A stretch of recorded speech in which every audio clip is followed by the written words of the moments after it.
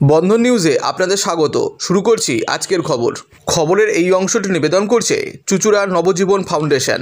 Colonel পরিচয় দিয়ে cyber crime, টাকা খুইয়ে সাইবার ক্রাইম দফতরের কাছে অভিযোগ জানিয়ে এরকম কত ঘটনাই তো ঘটে। এমনই পরিহাসের মন্তব্য শুনলেন দুই ওষুধের দোকানের মালিক। ফোন কলে কর্নেল পরিচয়ের ফাঁদে পড়ে প্রতারণার শিকার হলেন হুগলি শ্রীরামপুরের দুজন ওষুধের দোকানের মালিক। চন্দননগর নগার মোড়ে আর্মিদের সেন্টার থেকে কুলদীপ সিং নামে একজন হ্যাকার কর্নেল পরিচয় দিয়ে ওষুধের দোকানের মালিককে বলেন তাদের সংস্থার জন্য ওষুধ লাগবে। তাদের কথা মতো সেই সংস্থায় ওষুধও পাঠিয়ে দেন তিনি, কিন্তু ওষুধের দাম 2400 টাকা বিল হওয়া সত্ত্বেও 24,000 টাকা বিল পেমেন্ট করেছে বলে জানায় হ্যাকাররা। ওষুধের দোকানের মালিক 10,000 টাকা ওই সংস্থাকে ফেরত দেন, কিন্তু তিনি কর্নেলকে ফোন করতেই ওদিক থেকে পাল্টা হুমকি আসে, আপনি বাকি টাকা ফেরত দিন, তাহলে আমরা দলবল নিয়ে যাচ্ছি। তারপরে ওষুধের দোকানের মালিক ব্যাংকের সঙ্গে যোগাযোগ করে জানতে পারেন যে কোনো টাকাই তার অ্যাকাউন্টে ঢোকেনি, ওটা একটা স্ক্রিনশট করে পাঠিয়েছিল প্রতারকরা। ঠিক এইভাবেই ওই এলাকার আরেকটা দোকানের মালিকের 20,000 টাকা খোয়া যায়। অবশেষে ওই দুই ওষুধের দোকানের মালিক শ্রীরামপুর থানায় অভিযোগ জানান, কিন্তু শ্রীরামপুর থানার সাইবার ক্রাইম দফতর তাদের জানান এরকম তো কতই ঘটে, এর জন্য কি করা যেতে পারে। এখানে তো 10,000 আর 20,000 টাকার ব্যাপার। সাইবার প্রতারণার ফাঁদে পড়ে অনেকের 10 লাখ বা 20 লাখ টাকা খোয়া গেছে। সাইবার প্রতারণার ফাঁদে পড়া অসহায় মানুষদের কাছে এর থেকে বড় পরিহাস কী হতে পারে। 18 তারিখ রাত্রি 9টার সময় আমাকে কর্নেল হিসাবে ফোন করে, বলে আমি একজন কর্নেল বলছি, এই নগার মোড়ে যে আমাদের একটা সেন্টার আছে আর্মির, বললো আমাদের কিছু ওষুধ দরকার, আপনি সাপ্লাই দিতে পারবেন? আমি বললাম হ্যাঁ দিতে পারবো। আমাকে যথারীতি একটা অর্ডার দেয়, সেই অর্ডারের মারফত আমি বিলটা করে রাখি। তারপরের দিন ওরা ফোন করে যে মালটা হয়ে গেছে, আমি বললাম হ্যাঁ হয়ে গেছে। তখন ওরা অ্যামাউন্টটা জিজ্ঞেস করে। পরের দিন কটার সময় ঠিক এই 9:30, সকাল 9:30। কি নাম আছে? কুলদীপ সিং। আচ্ছা, তারপর কি করলেন? তারপর আমি বিলটা করে গেছি। ওরা বললো দেখুন আমাদের তো এরকমভাবে পেমেন্ট হয় না ক্যাশে, অনলাইনে পেমেন্ট হয়। বললাম পাঠান। আমাকে জিজ্ঞেস করলো নাম্বারটা কোন নাম্বার, আমি যে নাম্বারে কথা বলছেন সেই নাম্বারই আমার অনলাইন। ওরা যথারীতি নাম্বারটা নিয়ে আধ ঘন্টা বাদে 24,122 টাকা পাঠায়। এখন জিজ্ঞেস করলাম যে এত টাকা আপনি পাঠালেন কেন? আমি মেসেজে দেখতে পাই। আপনার কত টাকার বিল হয়েছে? আমার 2412 টাকা বিল হয়েছিল। আপনাকে পাঠালো কত টাকা? 24,122 টাকা। ওটা মেসেজে এবং একটা ফোনপে স্ক্যানারের ওপর আমরা যেটা ডকুমেন্টটা দেখি সেই ডকুমেন্টে আমরা দেখতে পাই। আমার একটা ভুল হয়েছে, আমি অ্যাকাউন্টটা দেখিনি, অ্যাকাউন্টে ঢুকেছে নাকি। তখন আমার একটা বিশ্বাস হলো ওদের কর্নেল মানুষ, ওরা কি অত মিথ্যা কথা বলবে। ওরা বললো আমাকে টাকাটা রিফান্ড করুন, নাহলে আমাদের চাকরি চলে যাবে, কর্নেল সাসপেন্ড করে দেবে। আমি প্রথমে বললাম যে আমি অ্যাকাউন্টটা দেবো, আমাদের বিশ্বাস হচ্ছে না। এই বলে আমি একটু একটা মনের মধ্যে একটা কিরম জাগলাম, ঠিক আছে কত টাকা পাঠাতে হবে। বললো 10,000 টাকা পাঠান, তারপর 10,000 করে পাঠাবেন দেবো। 10,000 টাকা পাঠাবার পর আমি একটা কানে একটা সাউন্ড আছে ওদের মারফত যে টাকাটা এসে গেছে, তাড়াতাড়ি কর। তখন আমার একটা ডাউট হয়। তখন আমি বললাম, তারপর ওরা আবার সঙ্গে সঙ্গে ফোন করে যে টাকাটা ব্যালেন্সটা পাঠান। আমি বললাম দাঁড়ান। আপনি তখন ফোনেই ছিলেন? আমি ফোনেই ছিলাম, কথা বলছি, টাকাটা সেন্ড করছি। আচ্ছা, সেন্ড করার সাথে তখন আবার বলছি যে আমাকে ব্যালেন্স টাকাটা পাঠান। আমি বললাম দাঁড়ান, আমি ব্যালেন্সটা দেখে নিই ব্যাংকে ঢুকেছে নাকি, তারপর আমি বাদবাকিটা পাঠাবো। তখন ওরা বলে আমরা যাচ্ছি দলবল নিয়ে, আপনার দোকান ভাঙচুর করে দেবো, আমরা কর্নেল, আমরা আর্মি মানুষ, আমাদের বিশ্বাস হচ্ছে না। বললাম না, বিশ্বাস অবিশ্বাস আপনি যা করার করুন, আমি অ্যাকাউন্ট দেখবো, তারপর আমি ব্যাংকে যাই। তারপরে ওরা ফোনটা ছেড়ে দেয়, আবার 1 ঘন্টা বাদে ফোন করে সেই সেমই কথা, আমরা আসছি, তাহলে আপনি আসুন। কিন্তু তখন আমি একটা কানে ফোনেতে শুনতে পাচ্ছি যে বলে আমরা বাইকে করে যাচ্ছি, আমার গাড়ি করে যাচ্ছি, গাড়ির আওয়াজে বাইশির আওয়াজ শুনতে পেয়েছিলাম। আমি একটু ইতস্তত হয়ে গেছিলাম যে কী জানি কী হবে। তারপর একটা মনের জোর লাগলো যে আমি অ্যাকাউন্ট দেখবো, তারপর আমি যাবো। তারপরে এই ব্যাপার, তারপর আমি এটা বুঝতে পারি। ব্যাংকে যখন জানাই, ব্যাংক বললো যে এটা টাকাটা আপনার চট গেছে, আমাদের অ্যাকাউন্টে ঢোকেনি। তারপরে আমরা আপনি ওই পরিস্থিতিতে ব্যাংকে গিয়েছিলাম। আচ্ছা, ব্যাংক বলেছে টাকাটা আসেনি আমার অ্যাকাউন্টে। যখন আমার তো নেট ব্যাংকিং আছে, তাও দেখে নিলাম, সেখানে আসেনি। যখন আমি একবার কনফার্ম করে নিলাম যে ব্যাংক থেকে, তখন ওরা বললো না আপনার আসেনি। ওরা বললো এটা ফ্রড হয়েছে। তারপর আমি যথারীতি থানায় যাই, থানায় গিয়ে লিখিত জমা দিই। ওরা লিখিত জমা শ্রীরামপুর থানায়। তো বড়বাবু বললো যে আমরা জমাটা নিলাম, আপনি সাইবারে চলে যান এই কাগজটা নিয়ে, আমরা এখান থেকে তো কিছু করতে পারবো না। আমরা ওখানে গেলাম, যাওয়ার পর ওরা জেরক্স ফেরক্স নিয়ে সব জমা নিল, বলে এরকম কত আসছে আমরা কি করব। সাইবার ক্রাইমে জমা দিয়েছে আর কাগজপত্র জমা দেওয়া আছে। আর কি বলেছে যে আমরা কি করব, মানে এরকম কত হচ্ছে 10,000, 20,000, 50,000, 1 লাখ, 50 লাখ আসছে, আমরা কিছু করতে পারছি না, যদি সম্ভব হয় দেখবো আপনাদের। ঘটনাটা কি ঘটেছে? ঘটনাটা হয়েছে আমাকে রাত্রিবেলা 20 তারিখ রাত্রিবেলায়, জানুয়ারি মাসের 20 তারিখ রাত্রিবেলায় আমাকে কুলদীপ সিং নামে আমাকে হোয়াটসঅ্যাপে পাঠায় একজন, যে যথারীতি যেরকম কাস্টমার অর্ডার এসেছিল, অর্ডার পাঠিয়েছিল। আচ্ছা, যথারীতি কাস্টমার যেরকম আমাকে হোয়াটসঅ্যাপে অর্ডার দেয়, আমি সেগুলো অর্ডার রাখি, অর্ডার করি রেডি করে। আমাকে অর্ডার পাঠিয়েছে, আমাকে বললেন যে তুমি মোবাইলে অর্ডার সেভ করো, করো, অ্যাকসেপ্ট করো। আমি হ্যাঁ অ্যাকসেপ্ট করি।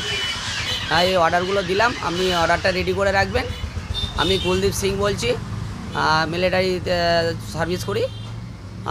আমার ড্রাইভার আসবে, মালটা রেডি করে রাখবেন, নিয়ে চলে যাবে। আর যথারীতি আমি 21 তারিখে মালটা রেডি করে ওনাকে বলে দিই এই অ্যামাউন্ট হয়েছে। উনি আমাকে বললো যে ঠিক আছে, আপনাকে হোয়াটসঅ্যাপে পাঠিয়ে দিন। আমি বললাম যে বিলটা আপনার হয়েছে, আমার এই টাকাটা বিল হয়েছে এত, আপনার 2090 টাকা, 2090 টাকা বিল হয়। আমি পাঠিয়ে দিই যথারীতি হোয়াটসঅ্যাপে। উনি আমাকে বললো যে ঠিক আছে, আমি ফোনপে পেমেন্ট হবে তো? আমি যে হ্যাঁ হবে। আমি বললাম যে আপনি তাহলে, উনি বললেন যে আমাকে ফোনপে নাম্বারটা দাও, আর নাম্বারটা দিলাম, ফোনপে নাম্বারটা দিলাম। উনি যথারীতি আমাকে উনি পাঠালেন যে 1 টাকা আগে পাঠাচ্ছি, দেখুন ঢুকছে কি না। আর যথারীতি 1 টাকা ঢুকলো, মোবাইলে যেরকম ফোনপে সবার আসে সেই হিসাব করে ঢুকলো। তারপরে কিছুক্ষণ পরে উনি বললেন, উনি আমাকে, আমি বললাম 2090 টাকা বিল হয়েছে, কিন্তু উনি আমাকে পাঠালেন 20,900 টাকা। একটা শূন্য স্বাভাবিক বেশি পড়ে গেছে আমি ভেবেছি। হ্যাঁ, কাস্টমার বললো যে হ্যাঁ স্যার, আপনার ওখানে 20,900 টাকা চলে গেছে 2090 জায়গায়, আমার একটা শূন্য বেশি পড়ে গেছে। আমি তো মিলিটারি ইয়েতে অফিস থেকে বলছি, আপনি একটু ব্যালেন্সটা পাঠিয়ে দিন। আমি যথারীতি ব্যালেন্সটা পাঠিয়ে দিলাম। আমার তো ফোনপে ওয়ালেটে টাকা থাকে। আমি বলছি দেখুন, আমার তো এরমভাবে টাকা থাকে না, ফোনপে ওয়ালেটে এত টাকা থাকে না। বলছে আমাকে সাইবার ক্যাফে গিয়ে টাকাটা পাঠিয়ে দিন, নাহলে আমি তো মিলিটারি অফিস থেকে বলছি, কারণ ওই টাকাটা ইনপুট করতে হবে, নাহলে আমার টাকাটা, আমার চাকরি চলে যাবে। এরকমভাবে বারবার আমাকে ব্যতিব্রস্ত করে, টাকা চলে যাবে, আমার চাকরি চলে যাবে, টাকাটা পাঠান। আমি যথারীতি আমার কাস্টমার, আমার বন্ধু, হ্যাঁ, এদেরকে বলি, ওরা তখন টাকা জোগাড় করে দেয়। আমার ফোনপে ওয়ালেটে এত টাকা থাকে না। আমার ওয়ালেটে যা ছিল 2,000 টাকা ছিল। তবে আবার একটা বন্ধু আমাকে পাঠালো 5,000 টাকা। আবার একটা বন্ধুকে বললাম, বন্ধু সামনে দাঁড়িয়ে ছিল, কাস্টমার দাঁড়িয়ে ছিল, বন্ধু না, বন্ধু মানে বন্ধু হয়ে যায় কাস্টমার। তখন উনি আমাকে বললে, এই ঘটনা শুনে দেখে চেল্লামিলি হচ্ছে এরকম দেখে আমাকে ব্যতিব্রস্ত করে বারবার। তখন আমি সরাসরি ওই বন্ধুটাকে বললাম এই ব্যাপার হয়েছে, বন্ধুটাও দেখছে এরকম ফোন আসছে বারবার। তখন ওকে বললাম যে তুই টাকাটা পাঠিয়ে দে না, আমি তোকে টাকাটা দিয়ে দিচ্ছি। তখন যথারীতি ও টাকাটা পাঠিয়ে দেয় ওর ফোন থেকে। এইভাবে আমার 19,000 সামথিং 19,000 টাকার মতো গেছে ফোনপে। উনি 20,900 টাকার একটা লিংক 20,900 টাকা, হ্যাঁ, সেটা দেখে আপনি 19,000 টাকা, হ্যাঁ 19,000, আমার যেহেতু আমার 2,000 টাকা বিল হয়েছে, 2090 টাকা, ওটা ব্যালেন্সটা বাদ দিয়ে বাকি ব্যালেন্সটা পাঠালাম। হ্যাঁ, রিটার্ন করে দিলেন ফোনপেতে। মানে ওই যে নাম্বার থেকে ফোন আসতো সেই নাম্বারই, হ্যাঁ সেই নাম্বারে আর একটা নাম্বার দিয়েছিল, ওই নাম্বারে বন্ধুটাকে আর একটা নাম্বার দিয়েছিল, ওই নাম্বারে পাঠালো হলো। আচ্ছা, তারপরে আপনি কি করলেন? তারপর আমাকে আবার 30,000 টাকা পাঠিয়েছে। তখনই বলছে আচ্ছা ঠিক আছে, আমি দাঁড়ান আপনাকে টাকা পাঠাচ্ছি, আমি থানায় যাচ্ছি, থানায় গিয়ে তারপরে তো আপনাকে টাকা পাঠাচ্ছি। আচ্ছা, তারপরে আর উনি আমাকে ফোন করে না। আচ্ছা, তারপরে আপনি থানায় গিয়েছিলেন? হ্যাঁ, থানায় গিয়ে আমি জিডি করে এসেছি। আচ্ছা, ওখান থেকে আমাকে আবার কোথায় গেছেন? আবার ওখান থেকে উনি সাইবার ক্রাইম ব্রাঞ্চের নাম্বার দিল, ওখানে গিয়ে আমি চুজরোয় গিয়ে আবার সাইবার ক্রাইম ব্রাঞ্চে ওই জিডিটাই জমা নিল। আচ্ছা, মানে এই ঘটনাটা ঘটেছে 21 তারিখে? 21 তারিখে ঘটনাটা ঘটেছে। আপনার দোকানের নাম কি আছে? Roychowdhury medical hall. আপনার নাম কি আছে? লালটু রায়চৌধুরী। মাদকাসক্ত যুবকদের জীবনের মূল স্রোতে ফিরিয়ে আনছে চুঁচুড়া নবজীবন ফাউন্ডেশন। আজ থেকে 7 বছর আগে পথ চলা শুরু হয়েছিল এই সংস্থার। হুগলি জেলা থেকে শুরু হয়েছিল নবজীবন ফাউন্ডেশনের কাজ। আজ গোটা উত্তর পূর্ব ভারতে ছড়িয়ে পড়েছে তার ব্যাপ্তি। জেলা ও রাজ্যের হাজার হাজার মাদকাসক্ত যুবকদের মানসিক ও শারীরিক চিকিৎসার মধ্যে দিয়ে সুস্থ জীবনের পথে ফিরিয়ে আনছে নবজীবন ফাউন্ডেশন। কি করে এই সংস্থাকে তিল তিল করে গড়ে তুলছেন বন্ধন নিউজ এর ক্যামেরার সামনে সে কথা বললেন সংস্থার কর্ণধার চন্দন দাস। দেখি ওটার মধ্যে কি আছে বা পাড়ার বড় দাদারা করছে, আমিও একটুখানি করি, ফিলিংসটা কি সেটা দেখতে যাই।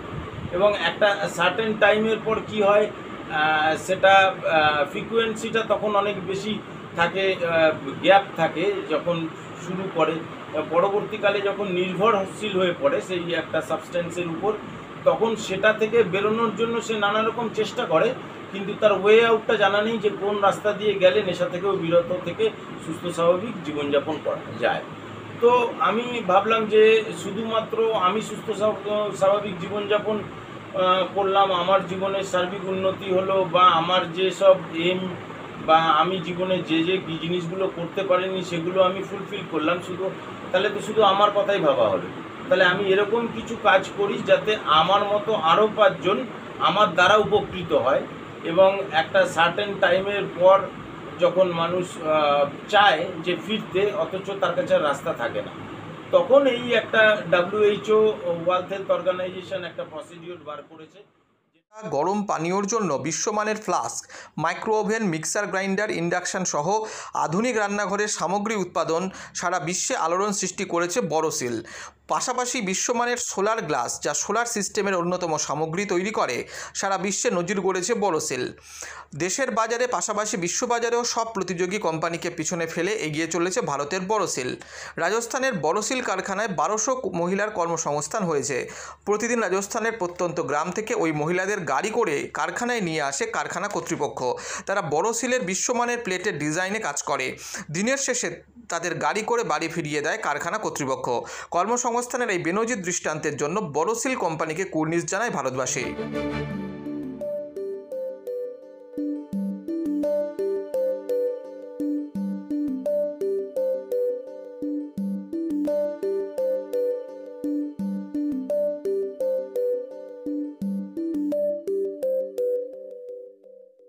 At Borosil, our products touch our customers' lives in many ways.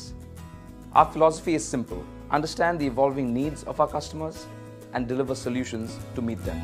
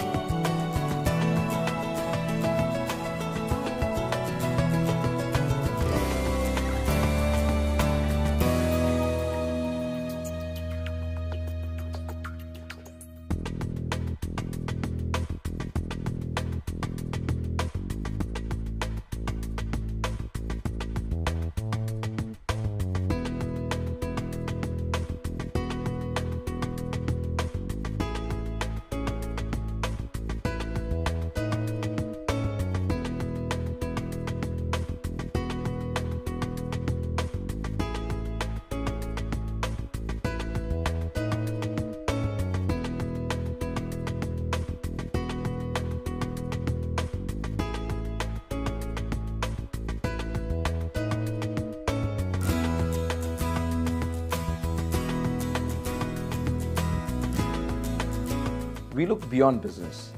We promote green energy as well as provide healthcare and education for the underprivileged. In fact, this has been our heritage at Borosil.